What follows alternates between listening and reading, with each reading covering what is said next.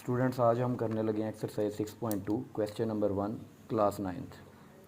Question की statement सबसे पहले पढ़ेंगे। Simplify each of the following. नीचे दी हुई वैल्यूज़ में से हर एक को सिंप्लीफाई करें एज आ रैशनल एक्सप्रेशन, जैसे कि एक रैशनल एक्सप्रेशन होता है।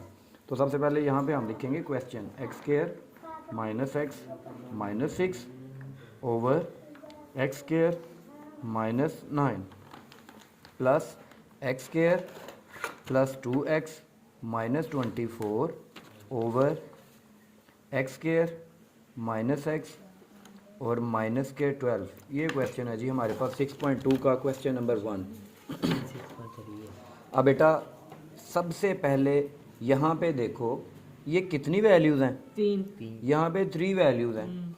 जब 3 वैल्यूज़ होंगी तो उसकी हमेशा फैक्टराइजेशन करते हैं। उसकी हम हमेशा क्या करते हैं? फैक्टराइजेशन करने का एक तरीका होता है कि लास्ट वैल्यू को, ये जो -6 है, इसको मल्टीप्लाई किया जाता है फर्स्ट वैल्यू के साथ।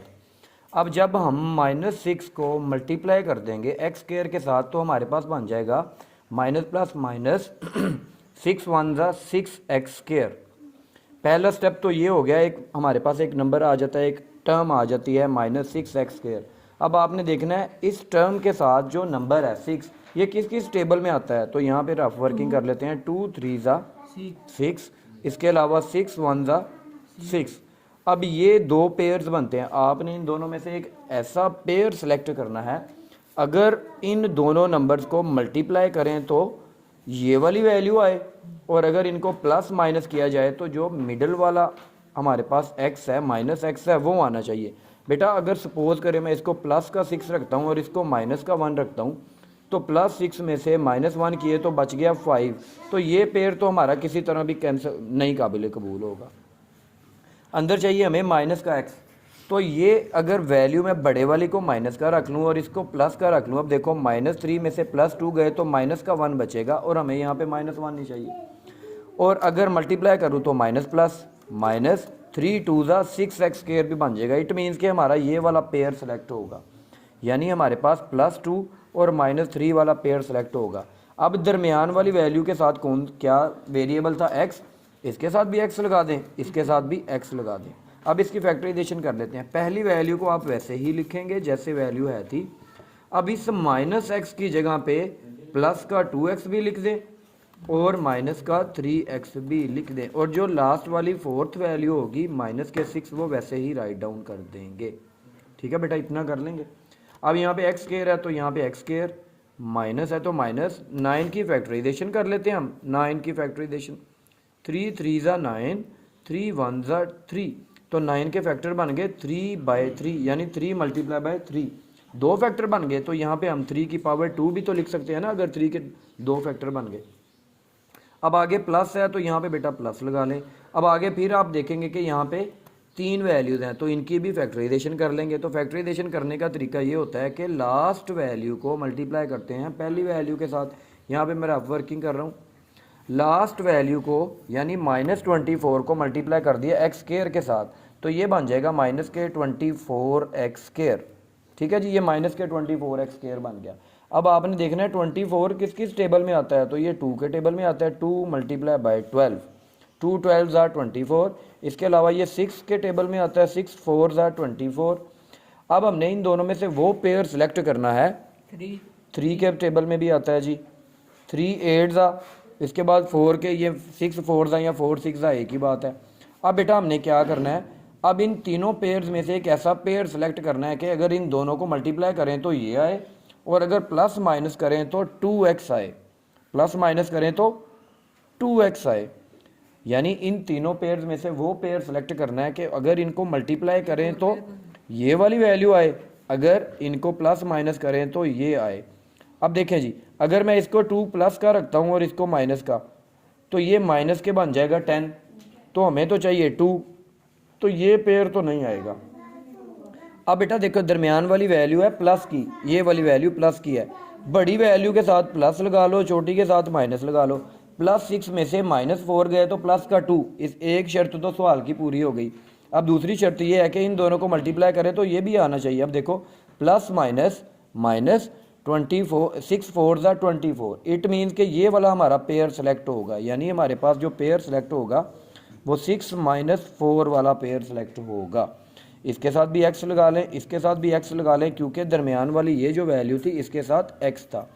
अब पहली वैल्यू जो होती है बेटा इसको वैसे ही लिखते हैं, +2x की जगह पे ये जो दो इसकी हमने फैक्टराइजेशन की है, पेयर बनाए हैं, ये लिख देंगे 6x - 4x - 12। अब देखें बेटा ये इस वैल्यू की भी फैक्टराइजेशन हो गई, इस वैल्यू की भी ऑलरेडी हमने फैक्टराइजेशन कर ली, इसकी भी अलहदा फैक्टराइजेशन कर ली। अब ये भी 3 वैल्यूज़ हैं तो इनकी भी भाई अलहदा फैक्टराइजेशन कर लेंगे। अब यहाँ पे देखो फैक्टराइजेशन का तरीका ये होता है कि लास्ट वैल्यू को पहली वैल्यू से मल्टीप्लाई किया जाता है। तो जब हम -12 को x² के साथ मल्टीप्लाई करेंगे तो ये -12x² बन गया। अब इसका एक आसान तरीका ये भी है कि अब आपने देखना है कि ये जो 12 है किस किस टेबल में आता है, ये 12 किस किस टेबल में आता है। तो ये 2 के टेबल में भी आता है, 2 6 ज़ा 12, इसके बाद 3 4 ज़ा 12, इसके बाद 4 तो हमने ऑलरेडी लिख लिया 5 में, 6 वाला भी लिख लिया 7 8 9, इसके अलावा बाकी और की ज़रूरत ही नहीं है। अब इन दोनों पेयर्स में से एक पेयर ऐसा सेलेक्ट करना है कि अगर इन दोनों को मल्टीप्लाई करें तो ये नंबर आए, और अगर इनको प्लस माइनस करें तो ये जो मिडल वाली वैल्यू है ये आए। अब बेटा देखो 6 2 ज़ा 12 तो हो गया, पहली शर्त तो पूरी होती है। अब दूसरी यहाँ पे आना चाहिए माइनस का x। अगर बड़ी वैल्यू को माइनस का रखें और छोटी को प्लस का रखें तो -6x में से +2 गए तो माइनस का 4 आ जाएगा, तो ये पेयर हमारा कैंसिल हो गया। बड़ी वैल्यू 3 और 4 है जी, बड़ी वैल्यू के साथ माइनस लगा ले, इसके साथ प्लस लगा ले, माइनस के 4 में से 3 गए तो माइनस का x आ गया। अब माइनस प्लस -3 4 ज़ा 12, तो इट मीन्स कि ये वाला पेयर हमारा सिलेक्ट हो जाएगा। अब दरमियान वाली वैल्यू के साथ वेरिएबल x है तो इसके साथ भी x लगा दें, इसके साथ भी x लगा दें। अब पहली वैल्यू हमेशा वैसे लिखते हैं, दरमियान वाली वैल्यू की जगह पे जो हमने फैक्टराइजेशन की होती है वो लिख देते हैं, 3x आ गया और साथ आ गया -4x, और एंड वाली वैल्यू भी हमेशा वैसे ही लिख देते हैं। कहाँ पे? अच्छा जी यहाँ पे 24 था, ठीक हो गया।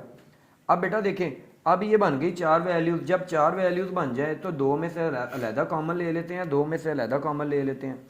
तो इन दोनों में से अगर देखा जाए तो बेटा कॉमन आ रहा है x, यहाँ पे x की पावर 2 थी, एक x बाहर चला गया, यहाँ पे बचा x, आगे प्लस है तो बेटा प्लस लगा लो, ये x बाहर चला गया, अंदर बच गया 2। अब यहाँ पे सबसे पहले माइनस है तो माइनस लगा लें, ये 3 के टेबल में दोनों नंबर आते हैं तो 3 कॉमन ले लिया, माइनस बाहर चला गया, 3 से कैंसिल हो गया, यहाँ पे बचा x। अब माइनस माइनस प्लस और 3 2 ज़ा 6, ये आ गया जी। अब क्योंकि फर्स्ट वैल्यू के ऊपर भी स्केयर है, सेकंड वैल्यू के ऊपर भी स्केयर है, दरमियान में माइनस है, जब भी ऐसा हो तो वैल्यू को एक दफ़ा प्लस का लिख देते हैं और एक दफ़ा माइनस का लिख देते हैं जी।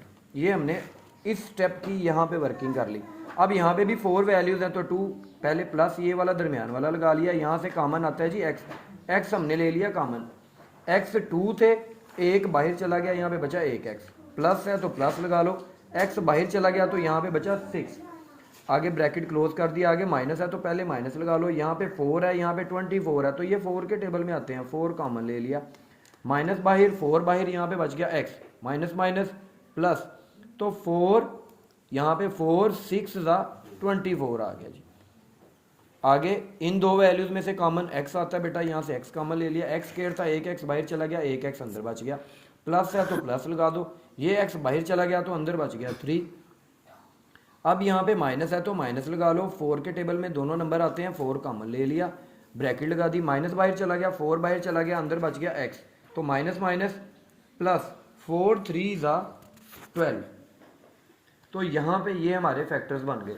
अब ये दो वैल्यूज़ हैं, एक ये, क्योंकि माइनस प्लस वैल्यू को सेपरेट करते हैं ना तो दरमियान में माइनस है, इनमें से कॉमन आ रहा है x+2, तो x+2 कॉमन ले लिया, x+2 बाहर चला गया, अंदर बचा x, आगे माइनस है तो माइनस लगा दो, ये बाहर चला गया तो अंदर 3 बच गया। यहाँ एक ये तरीका होता है, यहाँ एक ये अंदर वाली वैल्यूज़ का एक पेयर सेलेक्ट कर लो, बाहर वाली वैल्यू का एक पेयर बना दो।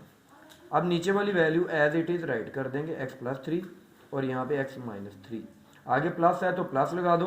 अब बाहर वाली वैल्यू का एक पेयर यानी x-4, और जो अंदर वाली दोनों वैल्यू एक जैसी हैं उनमें से एक का एक पेयर सेलेक्ट करके यहाँ पे लिख देते हैं। यहाँ फिर जैसे पहले मैंने बताया कि x+6 इसमें से कॉमन आ गया, यहाँ से x बचा, यहाँ से -4 बचा, वो यहाँ पे लिख दिया। अब ये दो वैल्यूज़ हैं, इनमें से x+3 कॉमन आ रहा है तो यहाँ पे x+3 कॉमन ले लिया। x+3 बाहर चला गया तो अंदर क्या बचा, x, आगे माइनस है तो माइनस लगा लो, x+3 बाहर चला गया तो यहाँ पे बच गया 4। अब देखते हैं इनमें से कौन कौन सी वैल्यूज़ आपस में कैंसिल हो सकती हैं। ये x-3 से कैंसिल, ये x-4 से कैंसिल, तो यहाँ पे फिर बचा क्या, x+2 ओवर x+3 और आगे प्लस x+6 ओवर x+3, ये बच गया हमारे पास। थोड़ा सा इसे नीट कर लेते हैं। यहाँ पे ऊपर हमारे पास बच गया x+2 ओवर में बच गया x+3 और आगे प्लस है तो x+6 ऊपर बच गया, नीचे बच गया था ये वाला x+3। अब दो फ्रैक्शंस के दरमियान बेटा आ गया प्लस। जब भी दो फ्रैक्शन के दरमियान प्लस आए तो हमेशा एलसीएम लेते हैं और दोनों वैल्यूज़ एक जैसी हो तो एक आ जाता है एलसीएम। ठीक है जी। अब जब एलसीएम, ये एलसीएम और डिनोमिनेटर बिल्कुल सेम हो तो इतना लंबे एलसीएम के चक्कर में पढ़ने की ज़रूरत नहीं, ऊपर वाली वैल्यूज़ जैसे हों वैसे ही लिख देते हैं, जैसे x+2 और प्लस x+6। ठीक है। अब देखिए बेटा यहाँ पे कोशेंट 1 है, यहाँ पे भी 1 है, 1 और 1 हो गए 2x, 6 और 2 हो गए 8। ठीक है जी, 6 और 2 क्या हो गए, तो नीचे क्या आ गया x+3। ठीक है बेटा। अब देखो ये 2x है, ये +8 है, अगर देखा जाए तो ये 2 इनमें से कॉमन आ रहा है, 2 कॉमन ले लिया, 2 बाहर चला गया, यहाँ पे बचा x, आगे प्लस है तो प्लस लगा दो, 2 4 8 और नीचे क्या आ गया x+3। तो ये हमारा आंसर होना चाहिए।